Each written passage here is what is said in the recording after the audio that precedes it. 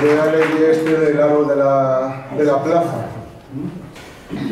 No hai que quiera ser poeta, diso non sello miaja, tampoco en viengo de raza, pero aunque no hay de buena traza, ni faiga una cosa maja, apatrusquearé alguna copleta para árbol de la plaza. ¿Y dónde sacaré yo la gracia para cantarle a esa acacia? Árbol que te has fecho viejo junto a la iglesia en la plaza y el más grandioso y más majo de todos los de tu raza. Ya fa años que no viven los que a ti te van plantar y a los que vivimos parece que pronto te morirás porque ya tienes pocas ramas y te acabas de secar. Si mueres antes que yo, ¿qué falta te encontraré? Yo que en la Puebla no estoy, cuando me ensubo alguna vez y ya no te pueda ver como te veigo por hoy.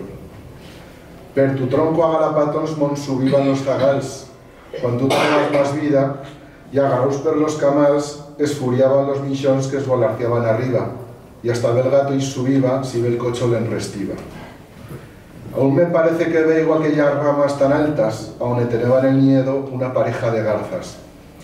Y per debajo de tus faldas, ¿cuántas n'has visto pasar? A los que venían de afuera y a toda la gent del lugar. A tu sombra mos meteban quan esperaban pa misa, perquè del sol mos guardaban y mos mandabas la brisa. Tus blancas floretas majas luciban entre las verdes hojas.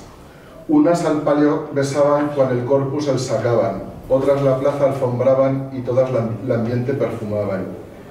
¿Y qué papel febas tan majo en los días de la fiesta, cuando te meteban debajo el tablero con la orquesta? Como el tronco el día es más gran, ya no suben los zagals, y los burreos no te paran porque llegan y se escapan al bellete sin camals. Ya no tienes aquel gran vuelo ni aquellas tan altas ramas, ni te sensuben los gatos, ni en miedo se ifan las garzas. De mi parte solo queda decir la triste verdad.